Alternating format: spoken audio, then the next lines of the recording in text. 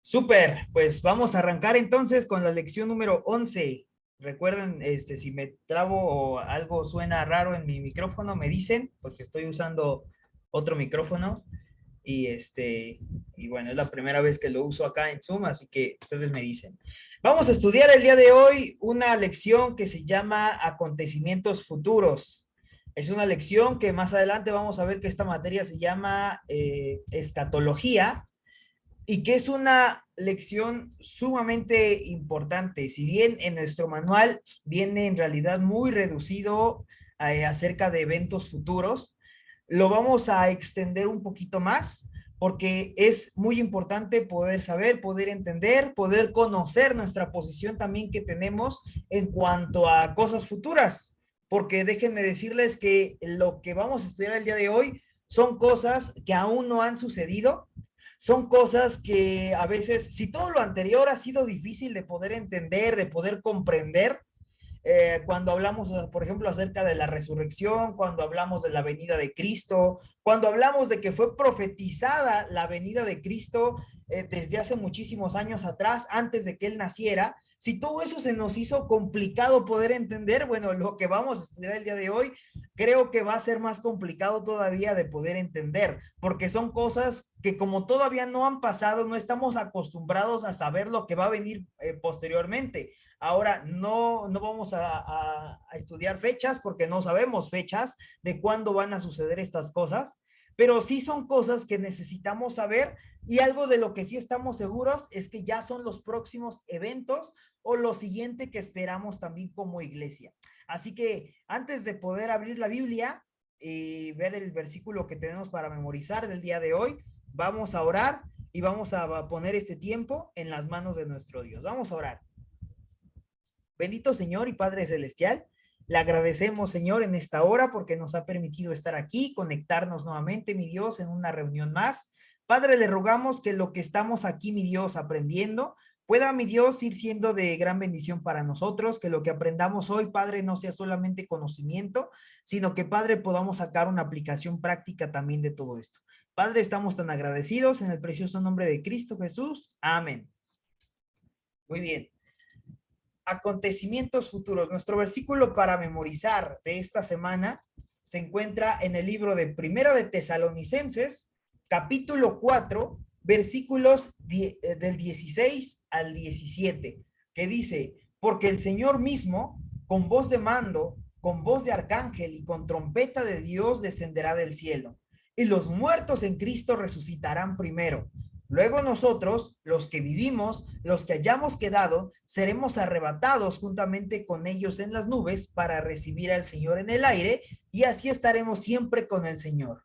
Son versículos que necesitamos aprendernos sí o sí, porque creo que de aquí parte en realidad todo lo que vamos a estudiar el día de hoy acerca de eventos futuros. El Señor mismo, con voz de mando, con voz de arcángel y con trompeta de Dios, dice que un día descenderá del cielo. Ahora, aclaro una cosilla nada más.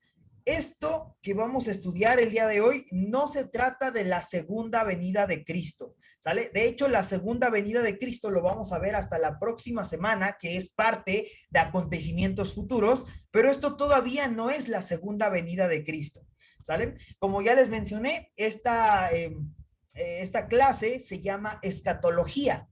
La escatología es la rama de la teología que estudia lo que dice la Biblia acerca de eventos que ocurrirán en los últimos tiempos.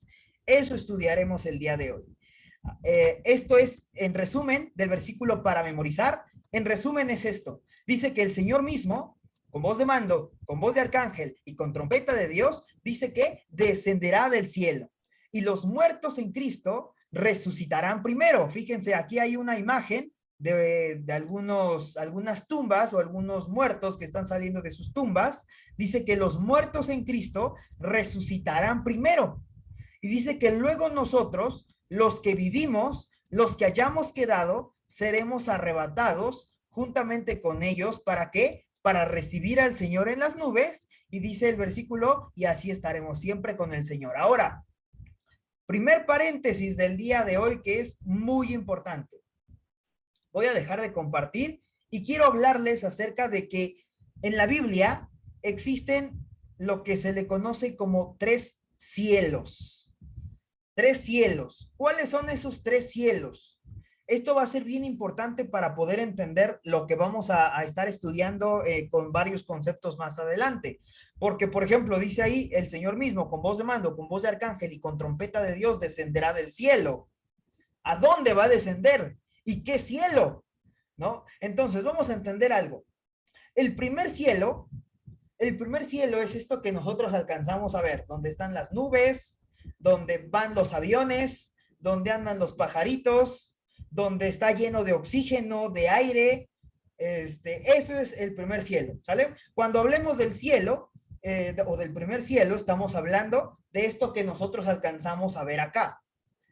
Ahora, cuando hablamos del segundo cielo, déjenme decirles que el segundo cielo es todo el espacio, todo el universo que el hombre no ha logrado estudiar ni siquiera una pequeña porción de lo que es todo el universo. ¿Sale? Sabemos que a los que a lo mejor de repente cuando íbamos en la escuela estudiamos ahí en alguna materia de los principios de geografía, por ejemplo, yo me acuerdo que siempre en el libro de geografía venía, en el primer bimestre venía todo eso acerca del universo. Y el ser humano, ¿qué es lo que ha podido detectar o estudiar hasta estos momentos? Bueno, pues únicamente ha podido estudiar no sé, cuál es los planetas del sistema solar, ¿verdad? En mis tiempos se decía que eran 9 planetas y después se agregaron 3 más y después de esos 3 dijeron, no, es que estos 3 no cumplen con las características y es más, ni Plutón cumple tampoco con las características de ser planetas y quitaron a Plutón de ser un planeta y después volvieron, ahorita otra vez son 9 planetas. No se ponen de acuerdo los científicos de nuestros tiempos, pero es lo máximo que hemos logrado estudiar. Se ha podido estudiar acerca del Sol, por ejemplo, supuestamente se ha llegado a la Luna. ¿Qué otra cosa? Todo eso que que sabemos que entra dentro del universo, el espacio, eso es el segundo cielo, ¿sale? Entonces, primer cielo, lo que vemos acá, las nubes, lo que vemos ahí donde andan los aviones, los pajaritos. Segundo cielo, donde están todas las estrellas, donde las estrellas que son soles, son sistemas solares, todo eso está lleno de planetas. No hemos estudiado nada acerca de eso, pero eso es el segundo cielo. En la materia que se estudia la doctrina de los ángeles, el segundo cielo es parte importante, porque cuando viene la caída de Satanás, y los ángeles buscan un lugar donde refugiarse. Satanás se refugia en este lugar con muchos de sus ángeles caídos, pero muchos otros demonios encuentran su morada en muchos otros sistemas solares, ¿sale? Esto es algo que después ojalá y tengamos oportunidad de estudiar, pero ese es el segundo cielo. Pero el tercer cielo, fíjense, si ya tan solo el segundo cielo es complicado de comprender, porque el ser humano no ha logrado entender el segundo cielo, bueno, el tercer cielo es todavía mucho más allá. Ese es el lugar en el que Jesús, cuando estudiamos la semana pasada, que Jesús nos fue a preparar moradas, nos fue a preparar moradas no en el primer cielo, no en el segundo cielo, sino en el tercer cielo. En ese lugar es donde Jesús fue a prepararnos moradas, ese lugar en el que habita la presencia de nuestro Dios, ese lugar en el que Dios ha creado seres celestiales como ángeles, arcángeles, querubines, serafines. En ese lugar es en donde habita Dios, en donde se encuentran las calles de oro, donde se encuentra el mar de cristal, donde se encuentra la gran Jerusalén. ¿Y qué creen? Es el lugar en el que nosotros vamos a ir el día que nos toque ir a ese lugar. El día que a nosotros nos toque partir, es el momento en el que nosotros vamos a llegar ¿a dónde? Al tercer cielo. Pero fíjense una cosa de lo que dice Tesalonicenses. Dice que el Señor mismo, con voz de mando, con voz de arcángel y con trompeta de Dios, descenderá del cielo. ¿De qué cielo? Del tercer cielo, porque en este momento el Señor Jesús físicamente se encuentra en el tercer cielo. Dice que Él va a descender al segundo cielo y luego al primer cielo. Y nosotros lo vamos a ver en las nubes. Todo ojo lo va a ver en las nubes. Descenderá del cielo y entonces los muertos en Cristo resucitarán primero, luego nosotros, los que vivimos, seremos arrebatados y vamos a estar aquí con el Señor. ¿Cuánto tiempo? Un instante únicamente. De hecho, dice la palabra de Dios que va a venir el Señor como ladrón en la noche. ¿Cómo viene un ladrón? Un ladrón no avisa, Un ladrón no dice, te voy a ir a asaltar tal día, así para que estés preparado y me estés esperando con la policía. No, un ladrón no avisa, un ladrón llega. De esa forma va a llegar el Señor Jesús como ladrón en la noche. ¿Qué otra característica tiene un ladrón en la noche? Que bueno, pues viene, toma lo que va a tomar y se va. No viene así como que, vamos, se va a esperar y, no sé, cierto tiempo. No, en realidad el ladrón llega, toma lo que quería y se va corriendo. Bueno, de esa manera va a venir el Señor Jesús también. Dice que descenderá del cielo, viene por los suyos y aquí en este lugar, aquí en las nubes, aquí en este primer cielo, viene algo que se le conoce como la transformación o la transfiguración. Es en donde el Señor Jesús nos va a dar un cuerpo distinto. ¿Por qué un cuerpo distinto? Bueno, por dos razones. Primero, porque los muertitos quizás ya están descompuestos y sus cuerpos pues ya no sirven, ¿verdad? Segundo, porque los que vivimos tenemos un cuerpo al que nos gusta el pecado. Pero cuando nos toque estar en el arrebatamiento y nos encontremos con el Señor ahí en ese lugar, en ese momento el Señor nos va a dar un cuerpo nuevo, un cuerpo distinto, un cuerpo celestial, un cuerpo que puede entrar al tercer cielo, porque este cuerpo no puede entrar al tercer cielo.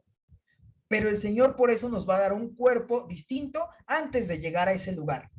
Eso se le conoce en teología como una santificación perfecta.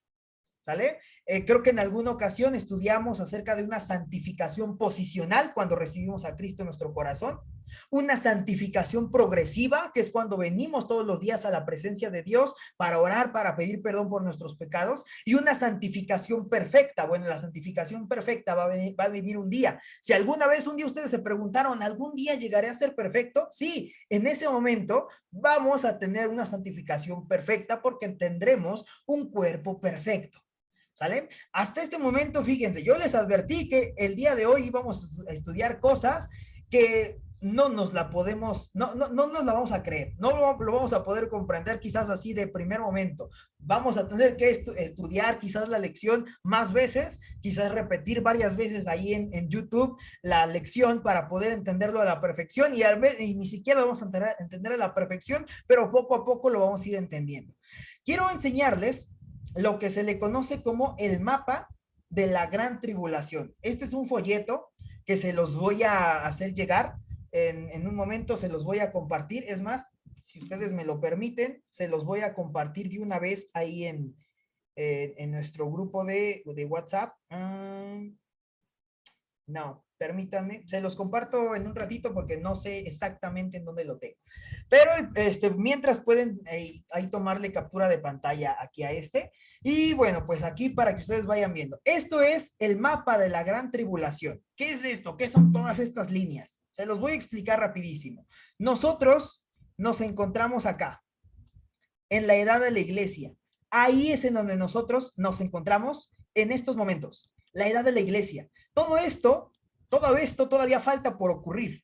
Es por eso que cuando por ahí llegan a decir, ay, es que ya se viene el fin del mundo. Bueno, no les crean, porque todavía faltan muchos años para que llegue el fin del mundo. Cuando vean ahí noticias amarillistas de que un meteorito se va a estrellar contra la Tierra y se va a acabar la Tierra, eso no es cierto. Todavía faltan muchas otras cosas por pasar y el mundo todavía no se puede acabar. Lo que sí puede ser posible es que ya esté próximo el rapto de los salvos, el arrebatamiento, el rapto de los creyentes. Nosotros nos encontramos aquí en la edad de la iglesia. El próximo evento que esperamos se le conoce como el arrebatamiento o el rapto, ¿sale? Eso es lo que vamos a estudiar el día de hoy. Lo que sucede cuando nosotros nos vamos en el rapto, vamos a estudiar que ocurren dos cosas. En los cielos ocurre un acontecimiento que se llama las bodas del Cordero y en la tierra ocurre un acontecimiento que se llama la gran tribulación. Hoy vamos a estudiar al principio de la gran tribulación. Si nos da tiempo, vamos a terminar estudiando un poquito acerca de las bodas del Cordero. Y la próxima semana vamos a ver acerca de la batalla del Armagedón, el regreso de Cristo en su gloria, cuando Cristo viene con su iglesia, ya casado con la iglesia, viene a reinar durante 1000 años. Mientras hoy vamos a enfocarnos únicamente en esta sección, en el rapto. ¿Cuándo es que va a venir el rapto de los creyentes? No lo sabemos. el Señor Jesús nos dijo que ya iba a ser pronto. Ahora, si ustedes se acuerdan, hay un margen, hay un patrón que se viene repitiendo muy seguido. Cada 2000 años sucede algo extraordinario. Cada 2000 años suceden cosas extraordinarias. Por ejemplo, cuando Dios crea a Adán y crea a Eva. De ahí al diluvio ocurrieron 2000 años. Pasaron 2000 años de la creación de Adán y Eva, la caída del hombre y todo eso que ya estudiamos, hasta el arca de Noé, cuando viene el diluvio, ocurrieron 2000 años. Ahora, del arca de Noé hasta la obra de Cristo, pasaron otros 2000 años. ¿Y qué creen? Que de la obra de Cristo para acá han transcurrido ya otros 2000 años. Nos encontramos por eso en el año 2022 y Cristo murió a la edad de 33 años. Entonces estamos diciendo que estamos ya a nada, a unos cuantos años quizás, o quizás hasta estoy exagerando, quizás ni siquiera son años, ¿verdad? Puede ser que ya ocurra en unos cuantos meses, en unos cuantos días, que sea el arrebatamiento. Ahora, algo que debemos saber es quiénes se van a ir en ese arrebatamiento. ¿Quiénes se van en el arrebatamiento? Bueno, ya escuchamos en el versículo para memorizar, en lo que estuvimos leyendo la vez pasada, ¿quiénes se van en el rapto? Los que murieron en Cristo, aquellos nuestros seres queridos que quizás murieron con Cristo en su corazón, van a resucitar primero, se van a ir primero y después nosotros. Pero va a ser un mismo acontecimiento, ¿sale? Entonces, si ustedes, los que estamos acá, yo estoy seguro de que la mayoría de nosotros ya hemos en algún momento recibido a Cristo en nuestro corazón, bueno, debemos tener la seguridad, debemos descansar en que nosotros nos vamos a ir juntamente con Cristo en el rapto. ¿Sale? Entonces, lo que estamos por estudiar de la gran tribulación ni siquiera viene como para preocuparnos, como para que nos dé la ansiedad y digamos, ay, va a estar bien fea la gran tribulación, y si me quedo, bueno, si te quedas, entonces sí, eso sí es bien para pensar en este momento. Vamos a estudiar estas dos cosas, el arrebatamiento. Ya sabemos, los muertos en Cristo resucitarán primero y luego nosotros los que vivimos. Fíjense nada más estas imágenes tan impactantes, ¿no? De algo que obviamente es algo que no ha ocurrido, pero que estamos seguros, convencidos de que en algún momento va a llegar esto que estamos estudiando. Los muertos en Cristo se levantarán de sus tumbas y van a ir. ¿Sale? Algunos por ahí se preguntan, oye, ¿qué pasa con aquellos que se incineraron? Bueno, pues obvio, por eso vamos a recibir primero al Señor en el aire, porque ahí el Señor nos va a dar un cuerpo distinto. Ahí el Señor le va a volver a dar un cuerpo a aquella persona incinerada o a aquella persona que murió ya hace 500 años y que ya es puro polvo. Bueno, pues va a resucitar, pero en los cielos, en el primer cielo, Dios le va a dar un cuerpo. A nosotros, ¿qué nos va a quitar? Nos va a quitar nuestro cuerpo terrenal y nos va a dar un cuerpo celestial como el que Cristo tuvo cuando resucitó. ¿Sale? Entonces, eso es solamente para poder aclarar un poquito. Ahora, la pregunta del millón es, ¿qué pasará con aquellos que se quedan en el rapto? ¿Qué va a pasar con aquellas personas que, ok, sí, nosotros ya nos fuimos como iglesia, espero yo, todo PIB satélite se haya ido, aunque desafortunadamente, y ahorita lo vamos a estudiar, desafortunadamente yo sé que va a haber muchas personas dentro de las iglesias, aún en nuestra iglesia PIB satélite, habrá muchas personas que se congreguen cada semana, que estén sirviendo, que estén a lo mejor en algún ministerio, pero que se van a quedar en el rapto. Desafortunadamente va a suceder. Ahora, ¿qué va a pasar con aquellas personas que se queden? Acuérdense ustedes de una cosa, se termina el tiempo de la gracia, de la salvación por gracia, y comienza el tiempo de la salvación por obras.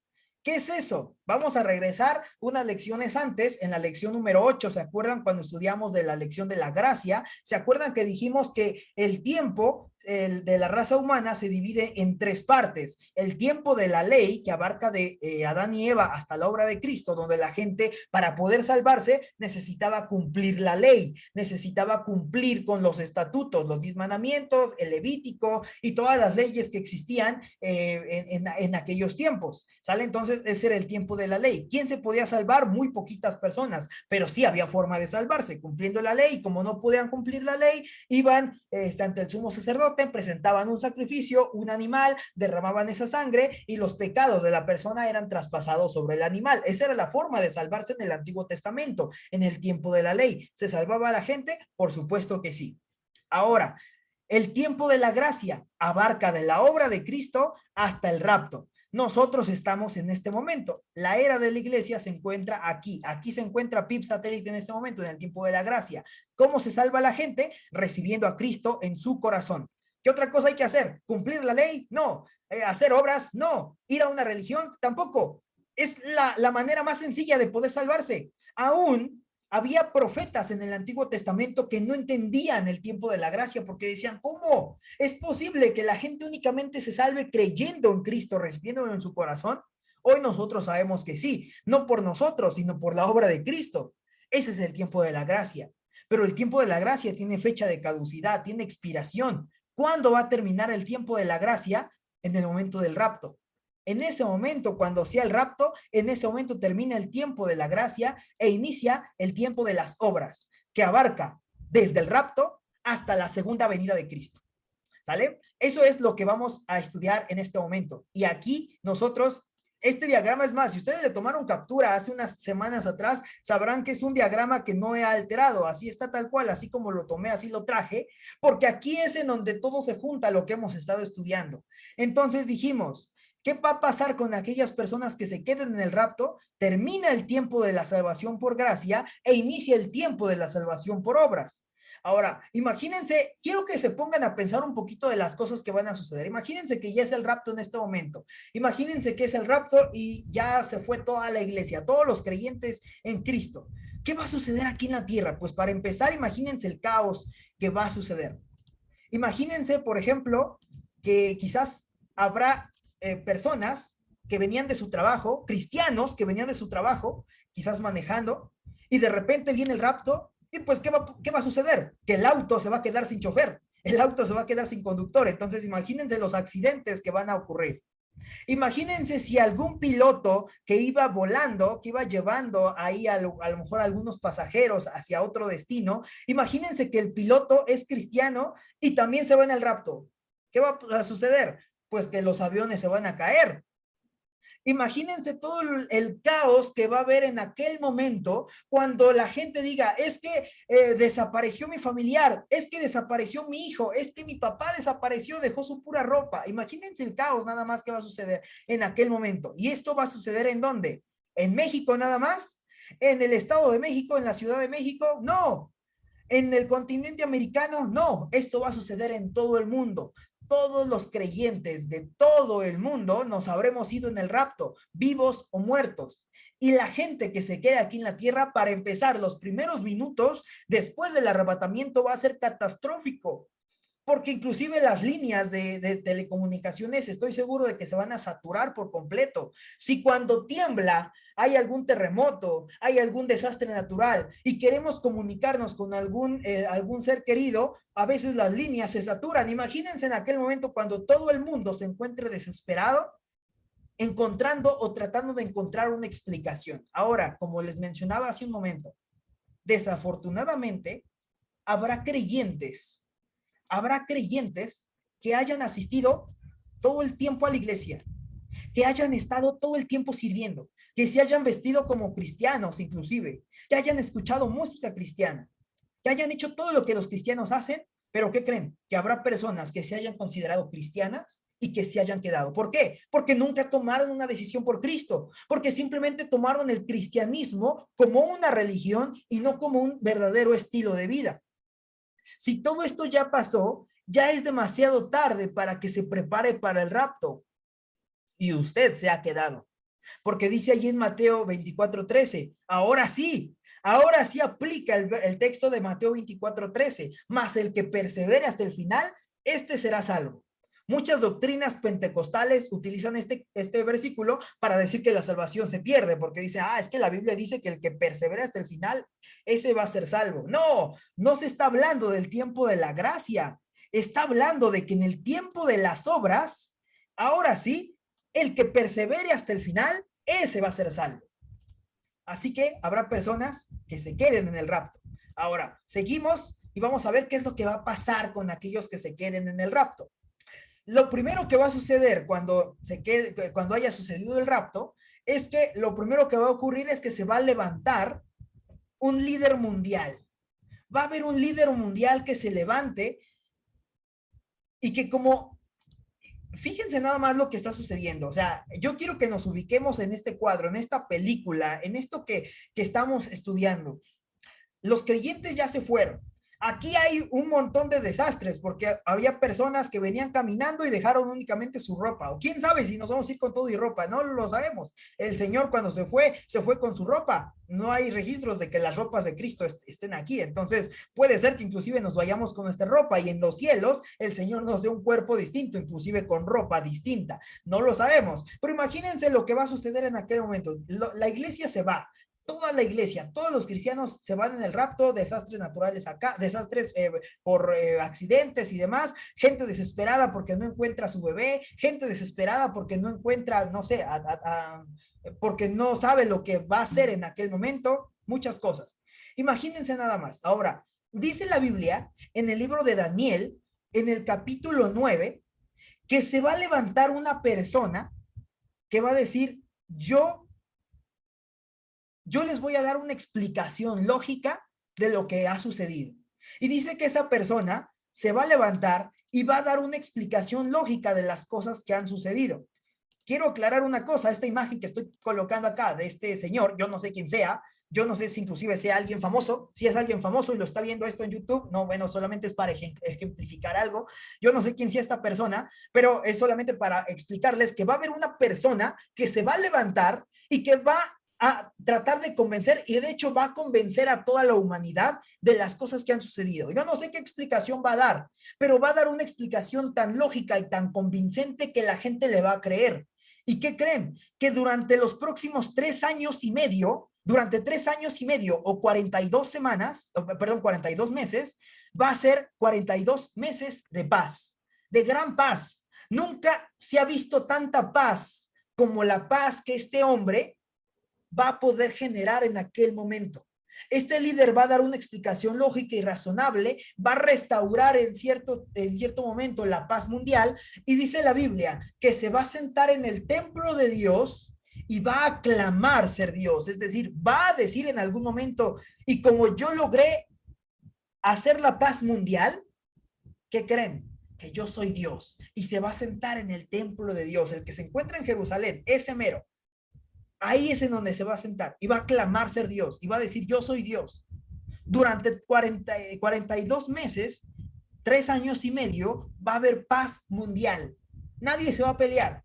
Nadie se va a pelear uno contra el otro. Es más, la gente justamente por eso va a creer en él, porque va a decir, estamos mejor sin los cristianos, estamos mejor sin toda esa gente que venía y nos predicaba, estamos mejor sin esa gente que transmitía sus cultos semana con semana. Este hombre verdaderamente es Dios. Por eso es que la gente va a creer. Pero ¿qué creen? Que después de esos 3 años y medio de paz, esos 42 meses de paz, este hombre se va a quitar la máscara y se va a desenmascarar quien verdaderamente es. ¿Y qué creen? Que este hombre es el anticristo. Segunda de Tesalonicenses capítulo 2 versículos 3 y 4 dice, nadie os engañe en ninguna manera, porque no vendrá sin que antes venga la apostasía y se manifieste el hombre de pecado, el hijo de perdición, el cual se opone y se levanta contra todo el que se llama Dios o es objeto de culto, tanto que se sienta en el templo de Dios como Dios, haciéndose pasar por Dios. Este hombre es conocido como el anticristo o en teología lo conocemos como el anticristo. Obviamente él en ningún momento se va a levantar y va a decir, yo soy el anticristo, hermanos. No, nunca lo va a decir. Nosotros sabemos que esta persona es el anticristo. ¿Y qué creen? Que después de esos 3 años y medio de gran paz, ahora vienen 3 años y medio de gran tribulación. Y es aquí en donde se cumplen los primeros 7 años, que si nosotros lo vemos aquí en nuestro mapa de la gran tribulación, aquí lo estamos viendo, 3 años y medio de paz temporal y 3 años y medio en el que viene el anticristo, entra en el templo y comienza una serie de acontecimientos que dice la Biblia en el libro de Mateo.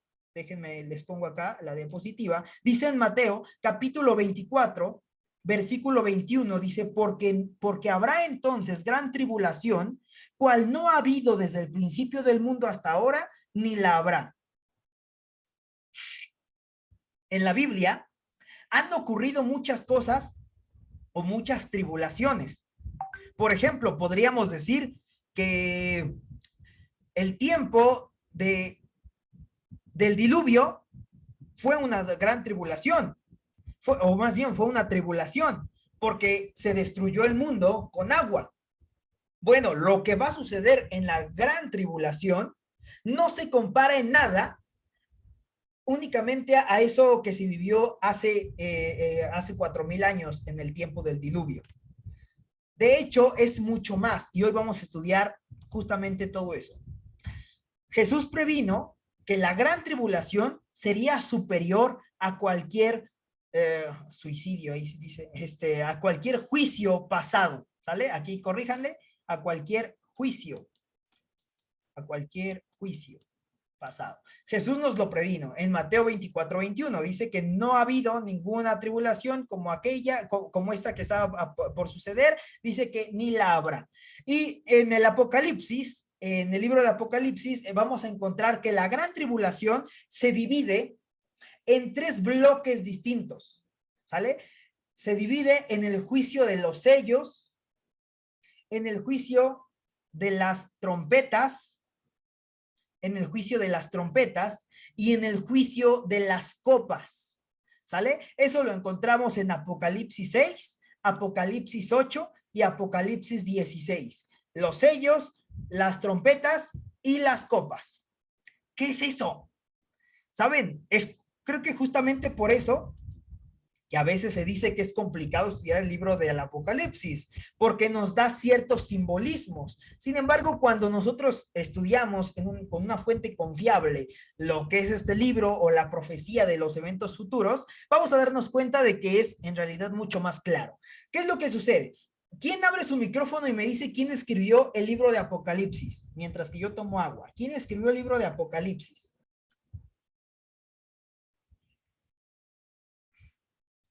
Juan. Juan. ¿Cuál Juan? Juan el Bautista, Juan el apóstol. El apóstol. Juan el apóstol, exacto. Juan el discípulo de Jesús.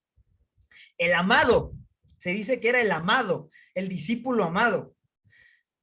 Jesús, acuérdense que a él lo seguían multitudes, pero de esas multitudes tuvo 12 discípulos. Y de esos 12 discípulos tuvo 3 discípulos que eran como los más cercanos a él. Pero de esos 3 discípulos más cercanos a él, había uno que era todavía el más cercano todavía, como su mejor amigo, y ese era el apóstol Juan. El apóstol Juan, que era distinto a su primo Juan el Bautista, ¿sale? No nos confundamos, era su discípulo Juan, el discípulo amado, que inclusive cuando Jesús está en la cruz, dice que le encarga a su mamá, le dice, ahí está tu madre, y le dice a María, y le dice, ahí tu hijo. Se encargan mutuamente, porque era su mejor amigo, era la persona que inclusive de sus 3 más cercanos, que eran Pedro y Andrés también, y Juan, Pedro en aquel momento lo andaba negando, pero Juan se encontraba ahí, se encontraba debajo de la cruz, se encontraba siendo expectante de todo lo que estaba sucediendo en aquel momento. Entonces fue una persona tan cercana que por eso le fueron reveladas muchas cosas.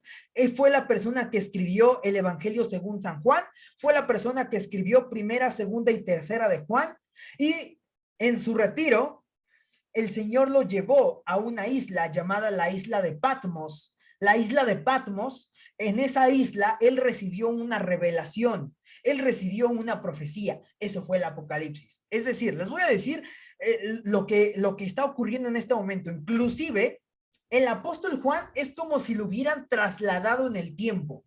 Es como si el apóstol Juan hubiera viajado a través del tiempo. Fíjense cómo es un poquito hasta complejo de poder estudiar escatología, porque aún la ciencia dice, yo digo que es imposible viajar en el tiempo. Bueno, encontramos a un hombre que fue llevado, inclusive en aquel momento, fue llevado a ese momento en el futuro, en el cual el apóstol Juan vio de primera mano, nadie se lo contó, él vio todo lo que escribe en el Apocalipsis, el apóstol Juan lo estaba viendo y así como lo estaba viendo, lo estaba escribiendo, o quizás después de haber visto todo, fue y escribió todo, pero el punto es que lo vio en carne propia, vio todo lo que estaba sucediendo. Ahora, para él en sus tiempos, estamos hablando de que Juan en ese momento estaba, fue aproximadamente en el año, ahorita les digo bien, el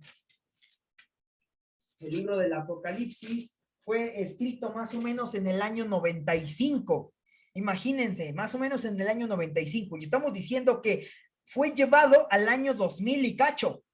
Imagínense nada más, es como si un cavernícola fuera el futuro, ¿se dan cuenta? Es como si nosotros fuéramos trasladados hacia el futuro. Entonces, había cosas que inclusive el apóstol Juan estaba viendo en aquel momento y no comprendía. Imagínense nada más, ¿qué pasaría si, por ejemplo, él está viendo, no sé, alguna guerra con helicópteros volando? ¿Cómo lo describiría el apóstol Juan en aquel momento? Para él no existía el helicóptero, para él no existía el avión, para él no existían los rifles, las metralletas, las granadas, la bomba atómica, para él no existía nada de eso. Entonces debemos entender que lo que estamos estudiando en el Apocalipsis y los simbolismos que el apóstol Juan nos da, es como él lo estaba entendiendo en aquel momento. Es como si, voy a poner, no estoy diciendo para nada que así sea, pero por ejemplo, imagínense que de repente ve el apóstol Juan, ve a estos hombres con rifles en una guerra o una metralleta, pero el apóstol no sabía lo que era. ¿Cómo creen ustedes que lo iba a describir? Pues en nuestros tiempos lo está describiendo de esa manera. En nuestros tiempos lo está describiendo de acuerdo a su lenguaje como ángeles con trompetas. Pero no sabemos si a lo mejor es porque él estaba viendo algo que no podía comprender todavía. ¿Me explico? Es por eso que el Apocalipsis se encuentra lleno de simbolismos, que nosotros, estos son simples especulaciones que de repente algunos nos hacemos. Es por eso que no estudiamos especulaciones, sino estudiamos tal cual lo que la Biblia nos dice, como lo está narrando y como lo escribió el apóstol Juan. Así que por eso es que nosotros decimos que los juicios de la gran tribulación se dividen en 7 sellos, en 7 trompetas y en 7 copas. No sabemos si el apóstol Juan había visto algo y no supo cómo describir una nave espacial, o no sabemos si no supo describir un avión y lo describió como un sello, ¿no? ¿Sale? Entonces, por eso es que lo vamos a escribir o lo vamos a decir, vamos a estudiarlo tal cual como la Biblia así lo dice, ¿sale? Sellos, trompetas y copas. Vamos a ver qué significa cada uno de esos. El juicio de los sellos, nos quedan 20 minutos, ¿vale? Así que yo creo que sí terminamos bien la gran tribulación. El juicio de los sellos, toda esta información yo se los voy a pasar en un momentito, les voy a pasar todo el folleto completo de todos los juicios de la gran tribulación, el mapa y todo eso, lo voy a enviar en un momentito en el grupo, pero dice la Biblia, dice en Apocalipsis capítulo 6, fíjense lo que dice, Apocalipsis capítulo 6, como comienza diciendo, todo el capítulo 6 de Apocalipsis es la apertura de los 7 sellos, y dice, cuando vi el Cordero, abrió uno de los sellos y oí a uno de los 4 seres vivientes decir como voz de trueno, ven y mira, y miré, y aquí que un caballo blanco y el que lo montaba tenía un arco y le fue dado una corona y salió venciendo para vencer. ¿Sale? Entonces, dice que el apóstol Juan vio algo como esta imagen, vio algo así como una mano con un rollo, como en aquellos momentos que eran los libros, así eran los rollos de pergamino, y estaban envueltos 7 sellos, que eran como 7 banditas, ¿sale? 7, como 7 protecciones, ¿sale? Entonces dice que cuando cada uno de estos se iba abriendo y se iba destapando, cuando cada uno de estos se iba abriendo, dice que en ese momento ocurrían ciertas cosas. Por ejemplo, el primer sello, en Apocalipsis 6:4, dice que es quitada, la paz es quitada, hay una guerra mundial, y se crean armas poderosas. El segundo sello nos habla de que habrá hambre, un día de comida será igual a un día de salario. El tercer sello nos habla acerca de que una cuarta parte de la población mundial morirá a causa de la guerra y el hambre. El quinto sello nos dice que los cristianos morirán por su fe. Cuando hablamos de cristianos, hablamos de aquellas personas que se quedaron en el rapto, pero que aún continúan creyendo y ahora tienen que salvarse por sus obras. Bueno, pues dice que ellos van a morir por su fe. ¿Qué más? Terremotos, el sol se oscurecerá, las estrellas caerán, las montañas e islas serán removidas. El pánico y el terror serán universales. Imagínense nada más lo que estará ocurriendo en aquel momento. Esto simplemente es el inicio de los juicios de la gran tribulación. ¿Qué otra cosa entendemos con los juicios de la gran tribulación? Bueno, pues también entendemos que ahí están el juicio de las trompetas. ¿Sale? Entonces dice que después el apóstol Juan vio en el cielo. ¿Qué cielo? En el primer cielo, él vio que había 7 ángeles con 7 trompetas. Y dice que cada que uno de esos ángeles tocaba una trompeta, ocurrían ciertas cosas. Paréntesis, hoy está circulando algunos videos en donde se dice que, sobre todo en Rusia, hay, o se han escuchado trompetas. Bueno, déjenme decirles que esto sería imposible. ¿Por qué? Porque ¿cuándo va a ocurrir esto? Esto va a ocurrir hasta después del rapto. ¿Sale? Si hoy se escuchan trompetas es porque está ensayando la banda de guerra, es porque está ensayando, no sé, cualquier cosa, pero es cualquier cosa menos las trompetas las que habla el Apocalipsis, ¿sale? Entonces cerramos paréntesis y no nos confundamos con cualquier material que por ahí podamos encontrar en YouTube o en redes sociales. ¿Qué significa cada uno de esos? Dice que cuando suena la primera trompeta, fíjense nada más, esto me impresiona, dice que granizo y fuego mezclados con sangre van a caer del cielo. Eso lo encontramos en Apocalipsis 8:7. Imagínense, pobre de la gente que se encuentra acá. Granizo y fuego mezclado con sangre va a caer del cielo. Yo no sé si en aquel momento estaban cayendo meteoritos, asteroides, y el apóstol Juan únicamente lo describió como granizo y fuego mezclado con sangre, pero hasta ahí lo dejamos, ¿sale? Apocalipsis 8:7 nos dice que fue granizo y fuego mezclado con sangre que cayó cuando sonó la primera trompeta. La segunda trompeta dice que la tercera parte del mar fue destruida, peces, barcos y tripulaciones. Muchos morirán por las aguas contaminadas. El sol será herido será herido, afectando la luz y la temperatura. Las criaturas demoníacas torturarán a la gente no salva. Otra tercera parte de la población va a morir. Más grandes terremotos y grandes granizos van a caer también, ¿sale? Todo esto va a suceder cuando sucedan los juicios de las 7 trompetas. Esto lo encontramos en donde, en todo Apocalipsis 8, pueden leerlo y ahí están. De hecho, cada uno de esos encuentra su referencia.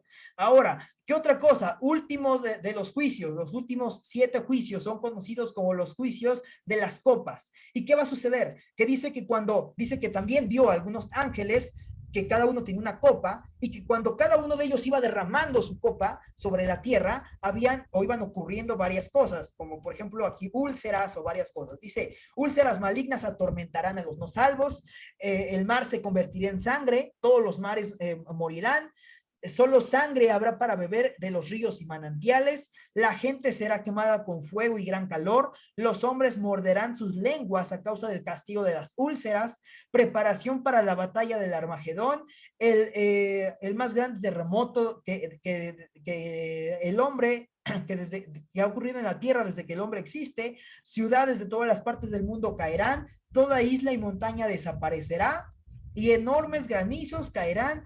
Por lo menos, fíjense cuánto va a pesar, por lo menos de 46 kilos cada granizo. Imagínense, estos son los juicios de las copas. ¿Se dan cuenta de todo lo que estará ocurriendo aquí en la tierra? Todo lo que estará ocurriendo aquí en la tierra en los juicios de la gran tribulación, todo eso es lo que va a estar sucediendo. Ahora, una cosa y un dato también importante, mientras que se encuentra la gran tribulación aquí, ¿se acuerdan de ese hombre del que estudiamos hace un ratito? Este hombre, bueno, que dijimos que no era este hombre, sino que el que estamos simbolizando o representando acá, el anticristo. Dijimos que el anticristo estará gobernando en este momento. Estará gobernando en todo el mundo. Se va a utilizar una sola moneda, cosa que ya está sucediendo. Se va a, probablemente se va a hablar inclusive un solo idioma, no lo sé. No sé, va a existir un solo patrón o una única fuente de ingreso, pero saben, algo que es sorprendente es que este hombre va a dar una regla y va a decir que toda aquella persona que quiera trabajar, que quiera comprar, que quiera vender, que quiera ser atendido por un médico, tiene que pasar y sellarse en su frente y en su brazo y en su mano derecha. En su frente y en su mano derecha tiene que pasar a recibir una marca que es conocida como la marca o el sello de la marca de la bestia, representado por el 666. ¿Esto en donde lo encontramos? En Apocalipsis 13, versículos del 15 al 18, y se le permitió infundir aliento a la imagen de la bestia, ahí estoy leyendo este texto, a la imagen de la bestia, para que la imagen hablase e hiciese matar a todo el que no la adorase, y hacía que todos los hombres, pequeños y grandes, ricos y pobres, libres y esclavos, se les pusiese una marca en la mano derecha o en la frente, y que ninguno pudiese comprar ni vender, sino que el que tuviese la marca o el nombre de la bestia o el número de su nombre, aquí hay sabiduría. El que tiene entendimiento cuenta el número de la bestia, pues el número de hombre y su número es 666. Eso lo encontramos en Apocalipsis capítulo 13, versículos 15 al 18. ¿Dudas hasta este momento? ¿Ninguna duda? No, no, ninguna. Ok. Hasta este momento ya estudiamos que nosotros nos encontramos aquí en este momento. Hoy que es 26 de mayo del 2022, estamos aquí, en donde está este cuarto de círculo azul. Aquí está, la edad de la iglesia. Ahí nos encontramos. ¿Cuál es el próximo evento que esperamos? El rapto de los salvos o el arrebatamiento. ¿Quiénes se van a ir en el rapto? Los muertos en Cristo, aquellas personas que ya murieron, que tenían a Cristo en su corazón, y luego nosotros vamos a recibir a Cristo en las nubes. ¿Sale? Mientras tanto, en la tierra van a ocurrir 7 sellos, 7 trompetas y 7 copas. Bueno, primero, van a ocurrir 3 años y medio de gran paz, que son los que vemos acá, cuando un líder político se levanta y habla acerca de una explicación lógica de lo que ha ocurrido. Acuérdense, ocurrieron desastres. Entonces, primero va a haber 3 años y medio de gran paz. Después este hombre se quita la máscara y resulta que no era un líder político que propuso la paz mundial, sino que en realidad era el anticristo. Y a partir de esos 3 años y medio es cuando comienzan 7 sellos, 7 trompetas y 7 copas. 3 años y medio de gran tribulación. Hace un total de 7 años. Durante esos 7 años va a haber todo eso que estoy diciendo, se va a estar aquí en la tierra. Ahora, a nosotros no nos va a tocar. A nosotros no nos va a tocar, ojo, a menos de que seamos como esta persona que representamos aquí. Acuérdense que esta persona representa a quién. Aquella persona que se presentaba todos los domingos a la iglesia, todos los jueves en Fundamentos de la Fe, todos los miércoles en Link Profesionistas, asistía a grupos pequeños, servía en la iglesia, pero que nunca había recibido a Cristo en su corazón. ¿Se acuerdan con lo que terminamos estudiando la semana pasada cuando hablamos acerca del libro de la vida?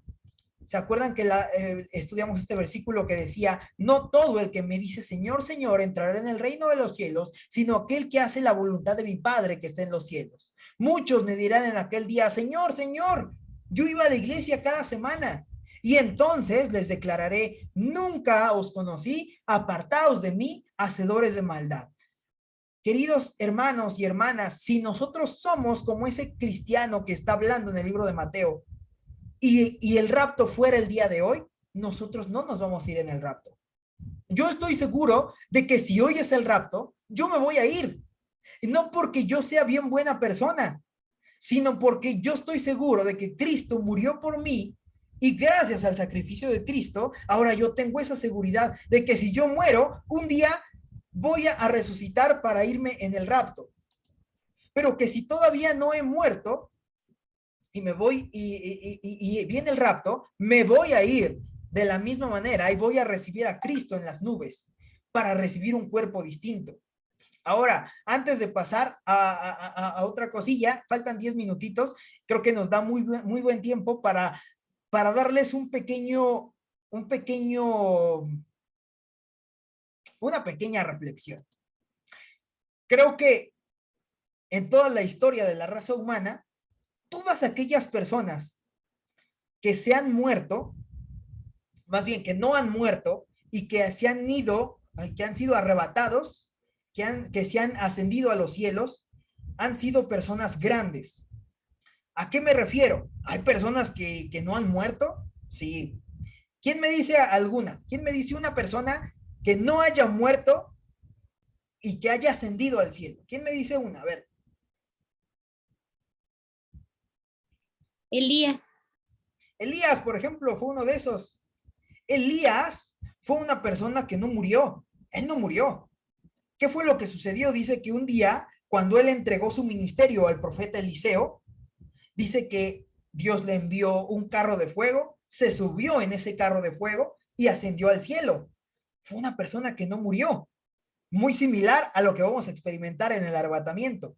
Es algo que ya ha ocurrido. Eso del arrebatamiento tampoco va a ser nada nuevo, ¿sale? Entonces, es posible, completamente posible, porque ya ha sucedido. ¿Hay alguna otra persona que haya experimentado lo mismo que experimentó Elías? Enoc. Enoc. Enoc. Claro que sí. Y de hecho, Enoc es un cuadro o es un tipo de creyente en nuestros tiempos. ¿A qué me refiero? Enoc nos representa al creyente en la gran tribulación. ¿Por qué Dios se va a llevar al creyente antes de la gran tribulación? Para que no pase por la gran tribulación.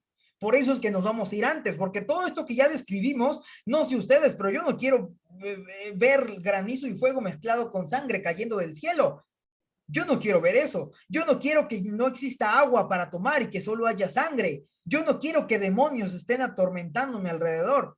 No, yo no quiero eso. Entonces, ¿qué es lo que hizo el Señor Jesús? Que primero nos va a llevar en el rapto para no pasar por la gran tribulación.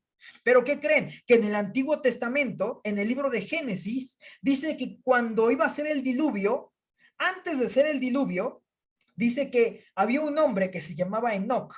Se habla muy poquito de Enoc, pero dice la Biblia en el libro de Génesis, y Enoc caminó con Dios y fue llevado. Es lo único que nos habla de Enoc. Dice que Enoc era un hombre que fue considerado inclusive amigo de Dios. Y como fue un amigo de Dios, Dios se lo llevó. ¿Para qué? Para que él no pasara por el diluvio. Para que él no fuera destruido en el diluvio. Dios lo estaba salvando del diluvio. ¿Se dan cuenta?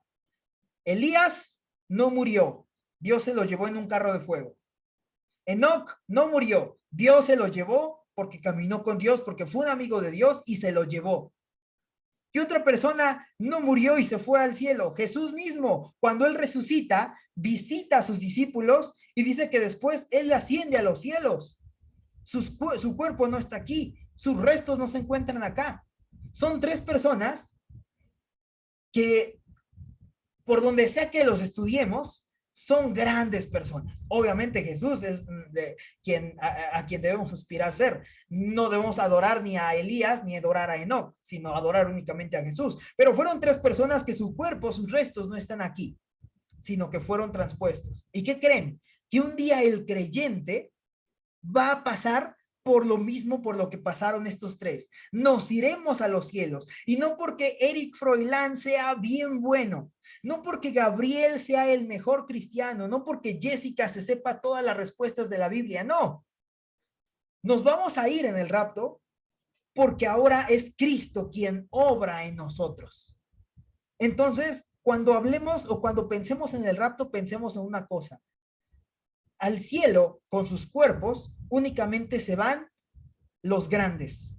Y cuando me toque irme en el rapto, yo me voy a ir no porque sea grande, sino porque Cristo es grande y porque Cristo me ha salvado.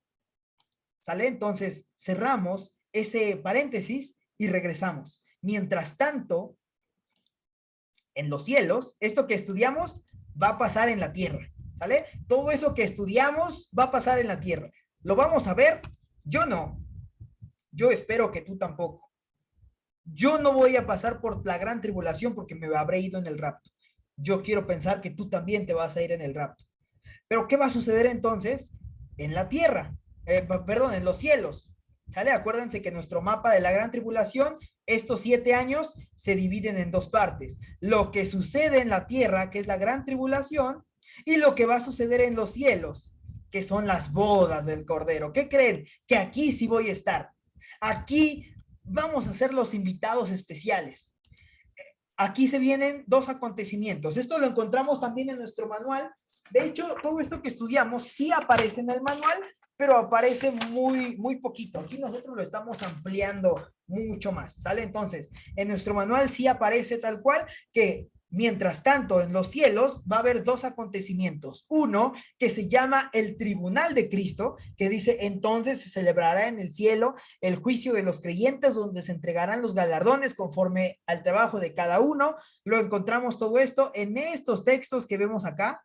Ahí es el tribunal de Cristo. Acuérdense que dice en Hebreos 9:27 que esté establecido para los hombres que mueran una sola vez y después de eso el juicio. ¿Se acuerdan? Lo estudiamos la semana pasada. Está establecido para los hombres que mueran una sola vez y después de eso el juicio. Y dijimos la semana pasada que hay dos juicios. Uno que es únicamente para los cristianos, los creyentes, que es la tribulación de Cristo, perdón, el tribunal de Cristo, y el otro que es el juicio del gran trono blanco, que es únicamente para inconversos. Nosotros, mientras que aquí está la gran tribulación, nosotros estaremos en el tribunal de Cristo, recibiendo galardones, si es que nos los ganamos, recibiendo premios, que la próxima semana lo vamos a estudiar más a detalle, porque ya nos quedan 2 minutos y medio, y después de este acontecimiento, que es el tribunal de Cristo, nos vamos a encontrar con las bodas del Cordero. Y las bodas del Cordero, dice ahí en Apocalipsis 19:7, dice, gocémonos y alegrémonos y démosle gloria porque han llegado las bodas del Cordero y su esposa se ha preparado y ella se ha concebido que se vista de lino fino, limpio y resplandeciente, porque el lino fino es las acciones justas de los santos. ¿Qué está diciendo acá? Que nosotros ya fuimos vestidos de lino fino. ¿Cuándo fuimos vestidos de lino fino? Aquí, antes de llegar al tercer cielo, en el arrebatamiento. En este momento fuimos vestidos ya de lino fino, nos transformaron. Yo les decía hace un ratito, no sé si nos vamos a ir con nuestra ropa o sin nuestra ropa. El punto es que en el cielo nos darán un cuerpo distinto y seremos vestidos de lino fino. ¿Por qué? Porque estamos a punto de entrar al cielo. ¿A qué cielo? ¿A este primer cielo que alcanzamos a ver acá, que ahorita ya está oscuro? No. ¿A cuál cielo? ¿A ese cielo donde están las estrellas, los planetas, el sistema solar? No, ese es el segundo cielo. Al tercer cielo, ese lugar en el que nadie, a excepción del apóstol Pablo, han ido. ¿Se acuerdan? El apóstol Pablo fue al tercer cielo. En algún momento él dijo, yo fui llevado al tercer cielo, le dijo a los corintios. Si en el cuerpo no lo sé, si en visión no lo sé, Dios lo sabe. Pero él fue llevado al tercer cielo. Ha sido el único. Y después fue regresado porque sabía que todavía tenía que hacer muchas cosas aquí en la tierra. Así que, pues yo no sé si esto nos apasione, pero continuará. La lección no ha terminado. La lección, como les dije y les había advertido, creo que desde la lección 1, la lección da para muchísimo. Y no vamos a estudiar en realidad a detalle todo, pero sí vamos a estudiar la próxima semana lo que estaremos haciendo en las bodas del Cordero, en los galardones, que son como los Óscares, pero en el cielo a lo grande. Vamos a estudiar la próxima semana la batalla del Armagedón. Vamos a estudiar la próxima semana la segunda venida de Cristo, porque ¿qué creen? Que después de que Cristo y la iglesia se hayan casado, ahora sean marido y mujer, van a venir a la tierra, vamos a venir a la tierra y vamos a reinar con Cristo durante otros 1000 años. Fíjense nada más, todo esto son 1000 años que los vamos a estudiar la próxima semana. Y después vamos a estudiar como un poquito antes de terminar los 1000 años, va a ser desatado Satanás, la bestia y el falso profeta para poder engañar un poquito más a las últimas personas. Y después de esto vienen cielos nuevos y tierra nueva, donde estaremos todo el tiempo con el Señor. Y así terminaremos la próxima lección. ¿Sale? Así que no se lo pierdan, continuará esta lección. Ya terminó el tiempo. ¿Alguien tiene alguna duda, alguna pregunta, algún comentario que quiera hacer antes de que oremos?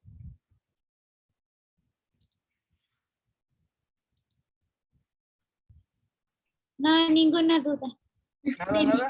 No, Súper. ¿Todo claro entonces? ¿Seguros? todo Va, claro. todo claro. Vamos a orar.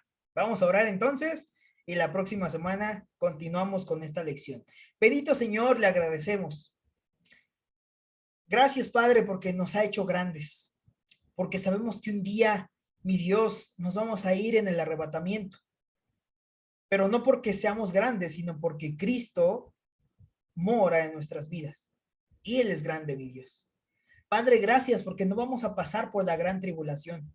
Padre, gracias porque mi Dios nos ha librado de ese acontecimiento, porque antes nos iremos y antes estaremos recibiendo, mi Dios, galardones si es que los hemos ganado. Nos estamos preparando para las bodas del Cordero. Pero mi Dios, permita que esto que estudiamos el día de hoy mueva nuestros corazones, mi Dios, para poder llevarle el evangelio a nuestros seres queridos, Padre, porque creo que no queremos que pasen por la gran tribulación. Y es por eso, Señor, que yo le ruego que todo esto que estudiamos, mi Dios, pueda redarguir nuestros corazones para, mi Dios, primero reflexionar en si estamos completamente seguros de que nos iremos en el rapto. No vaya a ser que nos sorprendamos y, mi Dios, nos quedemos como muchas personas que se van a quedar desafortunadamente. Pero también, mi Dios, que podamos abrir nuestros corazones y nuestros hogares y nuestras bocas para poder, mi Dios, llevar el evangelio a aquellas personas, mi Dios, para que no se pierdan y no, mi Dios, no les toque estar en la gran tribulación. Le rogamos, Señor, por todo lo que vamos a estudiar todavía la próxima semana y que, mi Dios, podamos entenderlo y llevarlo a la práctica a nuestras vidas. En el precioso nombre de Cristo Jesús. Amén.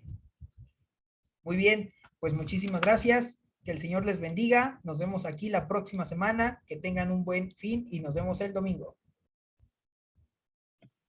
Gracias, bonita noche a todos. Adiós, bonita noche a todos.